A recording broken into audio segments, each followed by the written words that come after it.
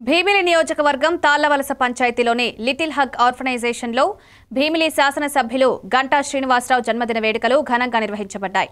పాఠశాల పిల్లలకు cake cut చేయడం, జన్మదిన శుభాకాంక్షలు తెలపడం జరిగింది. ఈ కార్యక్రమంలో కోరాడ రమణారావు ప్రత్యేకంగా పిల్లలకు గంటా శ్రీనివాసరావు పేరిట అల్పాహారం ఏర్పాటు చేశారు. వేడుకలో చిన్నారులు ఆనందంగా పాల్గొని సంతోషం వ్యక్తం చేశారు. సమీప వర్గాల ప్రతినిధులు కూడా ఈ కార్యక్రమంలో పాల్గొన్నారు.